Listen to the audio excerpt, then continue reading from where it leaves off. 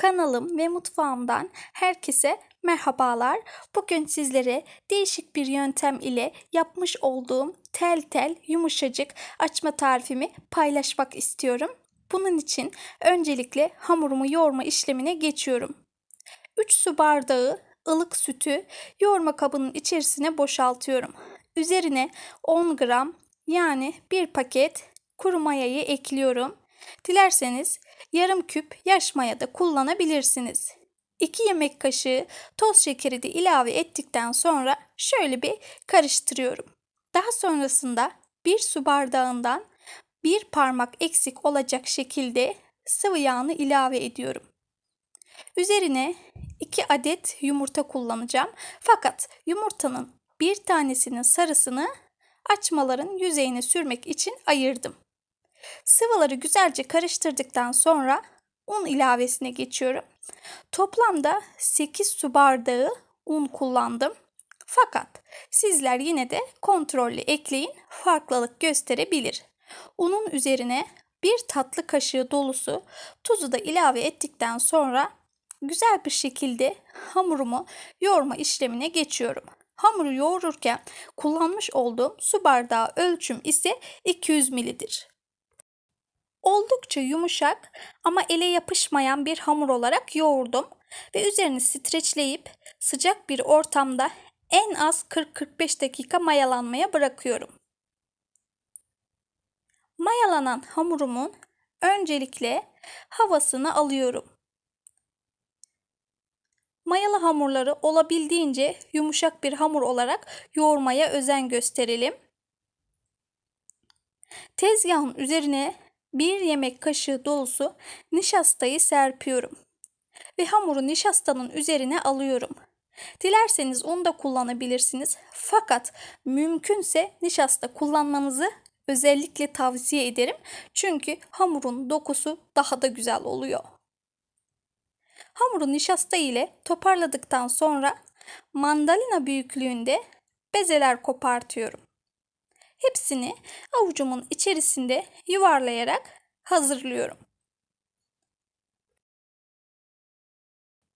Bu arada bu açmaları çok yapıp dondurucuya atabilirsiniz. Dilediğiniz zaman çıkartıp ısıtıp tüketebilirsiniz. Ve ilk yapmış olduğum bezeden başlayarak açma işlemini yapıyorum.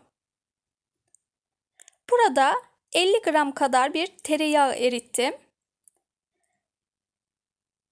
Çok az bezenin üzerine tereyağından döküp yağ ile birlikte bezeyi bir servis tabağı büyüklüğünde açıyorum. Hamurumuz zaten çok kolay bir şekilde açılıyor. Mayalı hamurlarda çoğu videomda söyledim ama burada da yeri gelmişken yine söyleyeyim. Mayalı hamurları olabildiğince yumuşak yoğurmamız gerekiyor ve mümkün olabildiğince ise sıcak bir ortamda mutlaka mayalandırmamız gerekiyor. Soğuk bir yere bırakırsanız çok kolay ve güzel bir şekilde mayalanmayacaktır. Ve ben şöyle bir aparat kullandım. Böyle bir aparatınız yok ise aynı işlemi bıçak ile de yapabilirsiniz. Hamura bu şekilde şekil verdikten sonra rendelemiş olduğum kaşar peynirinden baş kısmına birazcık yerleştiriyorum. Dilediğiniz peyniri veya iç harcını kullanabilirsiniz. Patates de çok güzel yakışacaktır bu açmaya. Ve daha sonrasında rulo olarak saracağım. Bu aparat ile çok ince kesikler attığımız için açmamız piştiğinde tel tel görünecektir.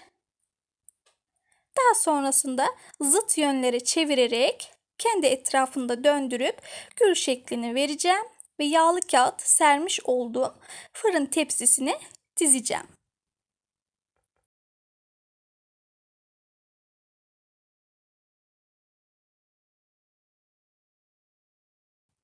Hemen bir tane daha sizlere nasıl yaptığımı göstermek istiyorum.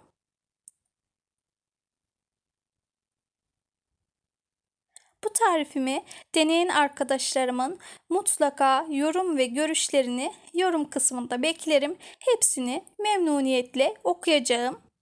Bana daha farklı önerileriniz var ise, fikirleriniz var ise sunmak istediğiniz yine yorum kısmında belirtebilirsiniz.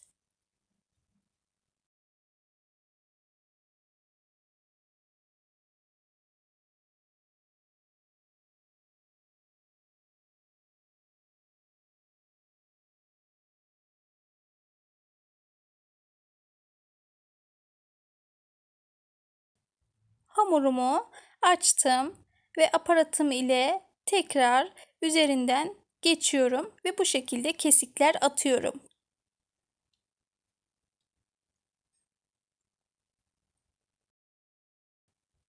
Bu şekilde denediğinizde açmalarınızın piştikten sonra daha nasıl böyle tel tel olduğunu göreceksiniz.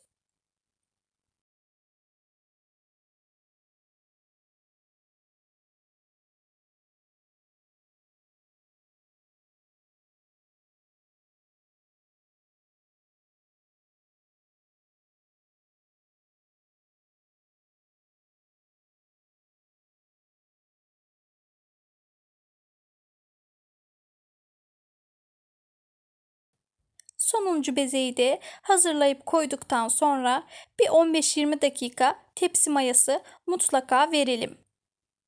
Ve daha sonrasında hamuru yoğururken ayırmış olduğum bir adet yumurta sarısının içerisine bir yemek kaşığı sütü koydum. Güzelce karıştırıp şimdi tüm hamurların yüzeyine bu yumurtalı sütlü karışımı sürüyorum. Bu esnada fırınımı da açtım.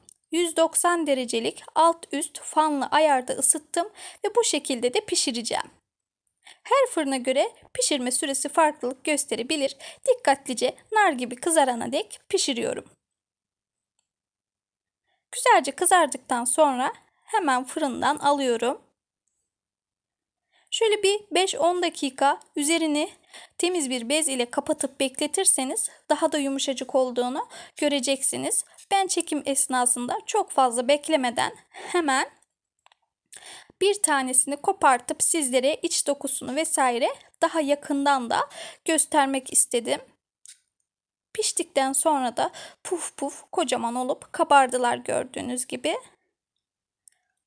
Bu güzel yumuşacık tel tel açma tarifini mutlaka denemenizi öneririm. Deneyecek arkadaşlarıma ben şimdiden afiyet olsun diyorum.